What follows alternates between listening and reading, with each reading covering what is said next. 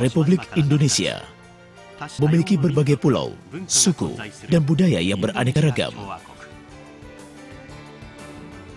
Indonesia adalah negara berpenduduk terbesar keempat di dunia setelah Cina, India, dan Amerika Serikat. Kurang lebih 90% dari penduduk yang menganut agama Islam, sehingga Indonesia terkenal sebagai negara yang berpenduduk Muslim terbesar di dunia. Di negara yang agama dunia berkembang ini, ada cendekiawan yang memperhatikan pemikiran dan kegiatan Daisaku Ikeda, pimpinan agama Buddha dari Jepang.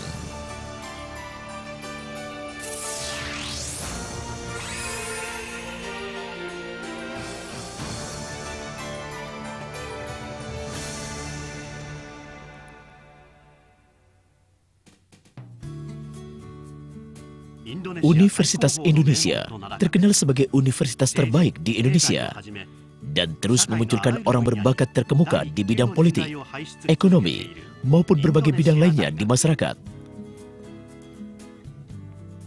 Yang memimpin Istana Kecerdasan ini adalah Rektor Gumilar yang tercatat sebagai rektor paling muda di dalam sejarah universitas tersebut. Filsafat kemanusiaan yang dikembangkan oleh beliau ini merupakan hal yang sangat indah untuk dipahami dan juga realistis sebagai sebuah jalan untuk dilaksanakan. Pada bulan Oktober 2009, Rektor Gumilar mengunjungi Universitas Soka untuk menganugerahi gelar doktor kehormatan kepada Ikeda Sensei.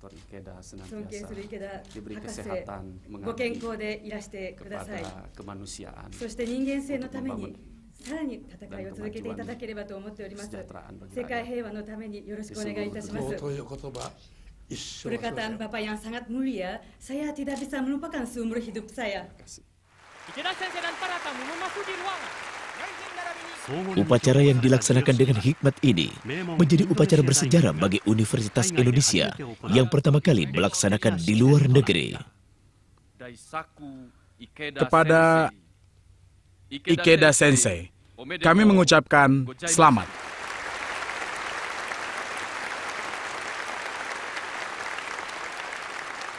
Penganugerahan ini menjadi kejayaan pertama yang diberikan dari universitas atau perguruan tinggi di Indonesia kepada Ikeda Sensei.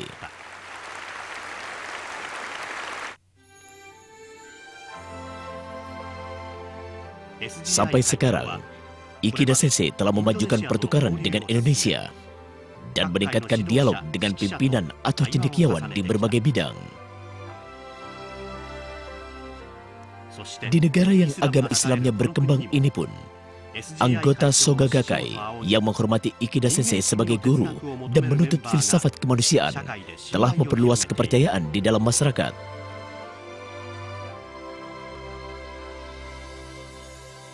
Pemberian doktor honoris causa kepada Ikeda Sensei yang dilakukan, saya kira ini merupakan hal yang mencerminkan bahwa perdamaian itu perlu diciptakan lintas keyakinan, lintas agama, dan kita berkeyakinan bahwa agama Islam mengajarkan kita untuk damai dengan yang lain, untuk toleran, saling menghargai, dan kita melihat agama Buddha tentu mengajarkan orang untuk toleran, cinta kasih. Dalam banyak hal ini merupakan hal yang bisa kita lihat ada titik temu. Penganugerahan doktor honoris causa kepada Ikeda Sensei bisa juga ditafsirkan sebagai upaya untuk membangun jembatan peradaban antar agama, antar masyarakat.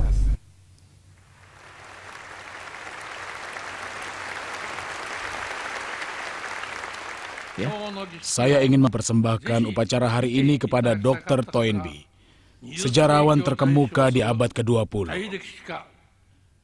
Dr. Toynbee pernah mengatakan, dengan keharuan yang dalam tentang kesan negara Bapak yang pernah beliau kunjungi. Sampai sekarang pun saya tidak pernah lupa. Dr. Toynbee memperhatikan dengan tajam bahwa negara Bapak memiliki toleransi yang mana berbagai agama dunia hidup bersama. Saya menyampaikan tentang hal itu dengan rasa hormat.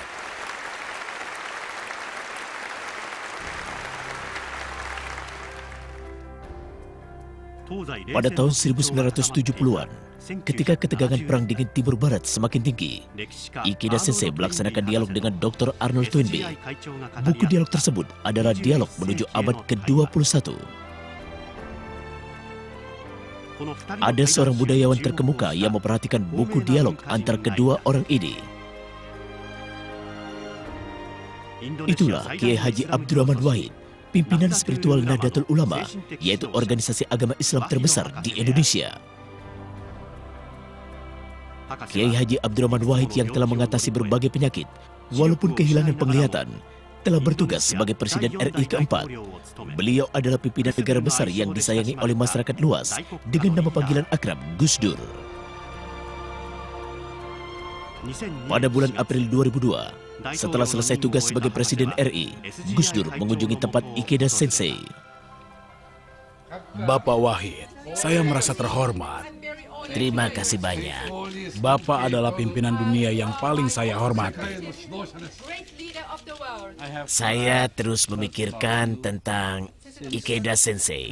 Sejak 20 tahun yang lalu, saya berpikir tentang Ya, Sensei. saya mengerti. Sejak saat itu, saya menantikan kapan bisa bertemu Ikeda Sensei.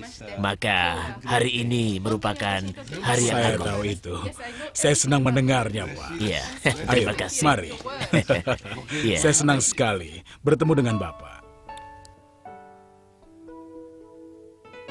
Melalui dialog yang menyambung agama Islam dan Buddha, mereka berdua menemukan pendapat yang sama, bahwa agama harus menitik tolakkan perdamaian dan dialog sebagai jalan menuju perdamaian. Pada tahun 2004, Gus Dur mendirikan sebuah institut untuk memajukan dialog antar peradaban dan antar agama tersebut.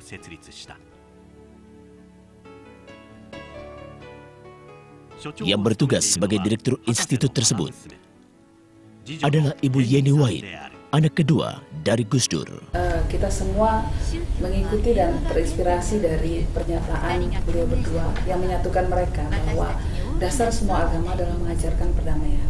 Jadi ketika Gus Dur sebagai pemimpin agama Islam dan Daisaku Ikeda dari Buddha kemudian berdialog dan bertemu bersama, ternyata ada banyak sekali titik-titik persamaan karena tantangan yang mereka hadapi mirip, yaitu mencoba untuk terus memberikan inspirasi kepada umat mereka masing-masing untuk bisa terus mengobarkan semangat perdamaian di dunia. Setelah pertemuan itu, dialog mereka berdua terus ditingkatkan. Kemudian atas usulan dari Gus Dur, penerbitan buku dialog mulai disiapkan. Setelah selesai semua dialog di antara mereka berdua, penyakit yang selama ini Gus Dur derita menjadi semakin berat, sehingga beliau meninggal dunia pada tanggal 30 Desember 2009.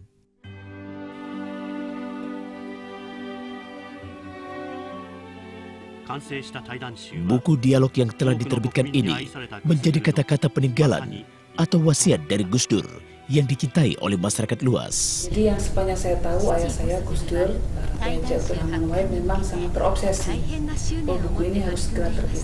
Nah, padahal waktu itu beliau sudah sakit-sakitan, sudah beberapa kali masuk rumah sakit, gitu ya.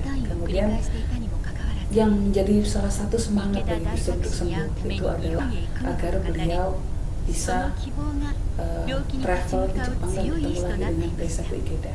Jadi beliau memang mengatakan bahwa Daisaku Ikeda adalah teladan bagi beliau. Teladan dalam arti bahwa Daisaku Ikeda adalah sosok yang tanpa kenal lelah, ya, mengabdikan dirinya untuk memperjuangkan terus gagasan-gagasan beliau mengenai perdamaian. Nah, itu yang menjadi kerja keras Daisaku Ikeda, keyakinan Daisaku Ikeda, kekuatan keyakinannya itu yang menjadi inspirasi dan teladan bagi Bapak. Itu yang dirasakan Bapak. Indonesia memegang prinsip Bhinneka Tunggal Ika dan memiliki semangat toleransi yang tinggi. Sekarang, negeri ini memandang seorang Jepang yang meneruskan perjuangan demi perdamaian untuk menyambung antara peradaban.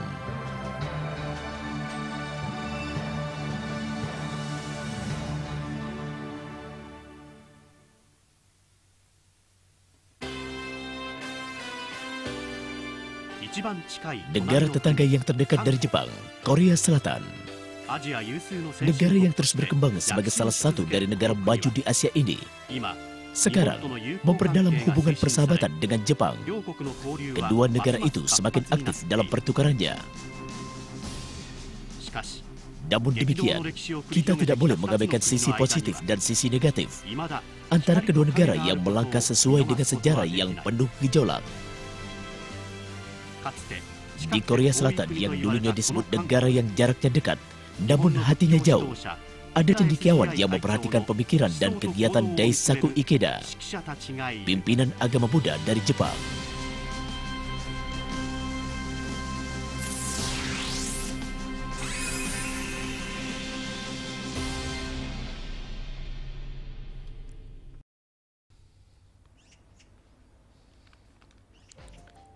Taman Hyochang yang terletak di pusat kota Seoul, ibu kota Korea Selatan. Di sini, tempat dimakamkannya para pahlawan kemerdekaan negara yang berjuang terhadap militerisme Jepang. Pernah ada rencana untuk membangun gedung SGI Korea Selatan di sekitar sini. Pada waktu itu, ada yang mengeluarkan suara tentangan terhadap rencana pembangunan tersebut. Itulah Kim Samyeol, ketua perkumpulan keluarga almarhum dari orang yang berjasa untuk kemerdekaan Korea. Di sini ada berbagai pemakaman pahlawan kemerdekaan negara, terutama Bapak Kim Gu yang dihormati sebagai Bapak Gerakan Kemerdekaan Negara ini. Saya merasa marah karena jika sebuah organisasi agama Buddha Jepang membangun gedung di dekat sini, kita tidak membalas budi pada pahlawan tanah air kita. Organisasi apakah SGI itu? Saya tidak akan setuju. Saya menolak dengan keras.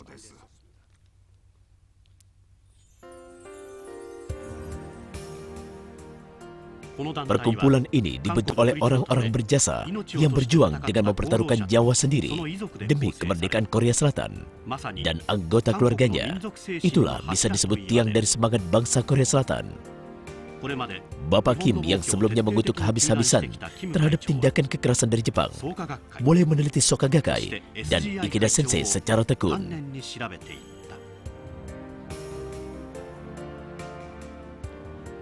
Melalui penelitian tersebut, ia mengetahui sejarah sesungguhnya bahwa pada zaman Perang Dunia Kedua, Soka Gakkai melawan militerisme Jepang, sehingga presiden pertama meninggal di dalam penjara dan presiden kedua pun masuk penjara. Selain itu, ia terkejut karena mengetahui bahwa Ikeda Sensei, presiden ketiga, selalu mengatakan Jepang berhutang budi besar kepada Korea Selatan karena menyampaikan berbagai kebudayaan kepada Jepang, serta selalu berjuang untuk persahabatan antara Korea Selatan dan Jepang. Saya sangat terkesan tentang pemikiran Ikeda Sensei yang menghormati keagungan manusia, maupun kegiatan yang memperhatikan pendidikan dan kebudayaan. Beliau memahami tentang Korea Selatan dan sejarah antara kedua negara secara tepat, dan selalu mengatakan bahwa Jepang harus menyesali tentang kesalahannya. Orang seperti Ikeda Sensei sangatlah penting untuk mewujudkan hubungan antara Korea Selatan dan Jepang yang berorientasi masa depan. Ikeda Sensei lah orang yang dapat mengatasi berbagai persoalan. Di antaranya adalah hubungan antara Korea Selatan dan Jepang yang masih rumit. Setelah memikirkan dengan matang, akhirnya saya mulai memuji Ikeda Sensei. Pada bulan September 1998, perkumpulan keluarga almarhum orang yang berjasa untuk kemerdekaan Korea memberikan piagam penghargaan dan medali peringatan kepada Ikeda Sensei sebagai orang Jepang yang pertama.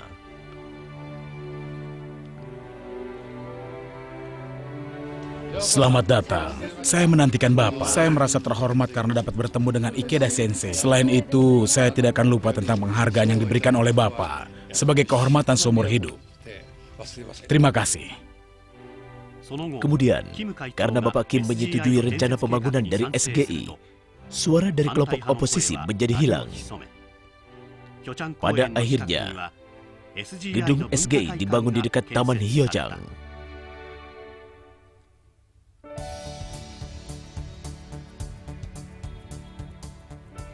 Saya mau membangun jembatan pusaka dari persahabatan antara Korea Selatan dan Jepang yang kekal abadi. Keinginan Ikeda Sensei demikian, berkembang menuju pertukaran kebudayaan dan pendidikan.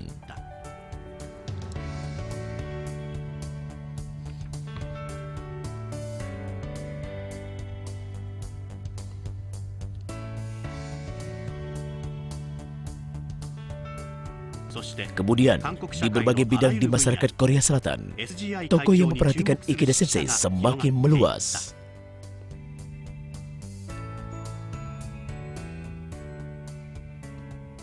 Salah satu dari mereka adalah Dr. Lee So-sung, mantan rektor Universitas Seoul yang terkenal, maupun pernah bertugas sebagai Perdana Menteri Korea Selatan ke-29.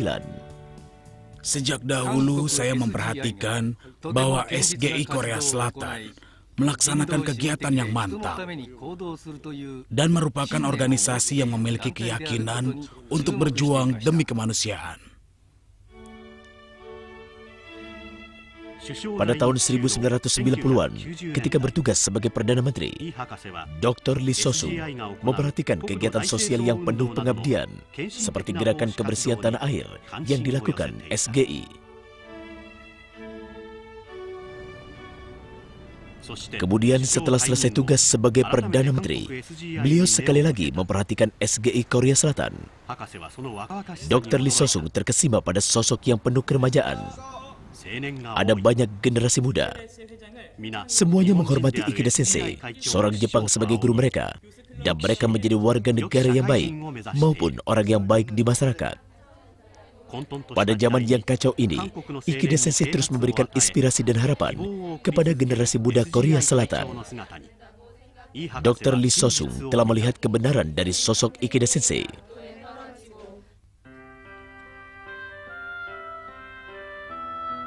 Dr. Lee So-sung menginginkan untuk bertemu dengan Ikeda Sensei. Pada tahun 1999, ia dengan inisiatif sendiri menghubungi Duta Besar Korea Selatan di Jepang. Akhirnya, pertemuan mereka berdua terwujud. Ketika bertemu, Ikeda Sensei menceritakan dengan kesungguhan hati untuk menuju persahabatan antara Korea Selatan dan Jepang secara tetap. Saya merasa simpati dengan seluruh pemikiran Ikeda Sensei, misalnya perdamaian umat manusia, filsafat kemanusiaan, maupun pertukaran dan pembinaan generasi muda.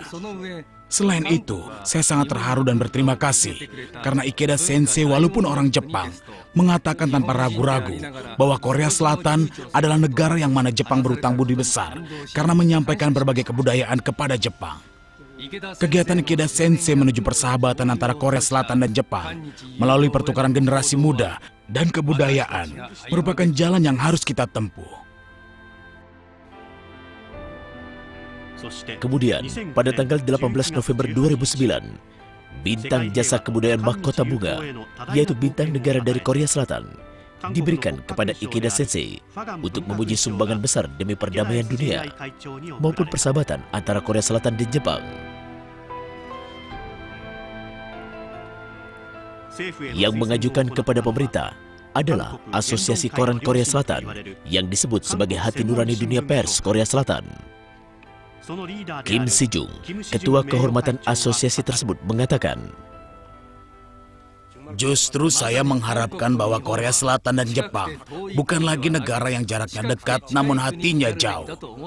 Akan tetapi harus menjadi negara yang jaraknya dekat dan hati pun dekat.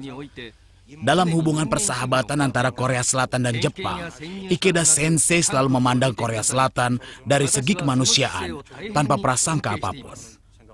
Saya sangat menghormati sikap Ikeda Sensei tersebut.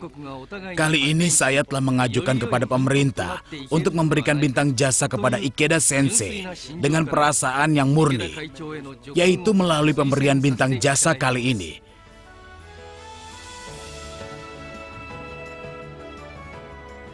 Sekarang, negeri ini memandang orang Jepang yang menginginkan persahabatan antara Korea Selatan dan Jepang, serta membangun jembatan emas, dan mengharapkan masa depan generasi muda yang dibina oleh orang Jepang itu.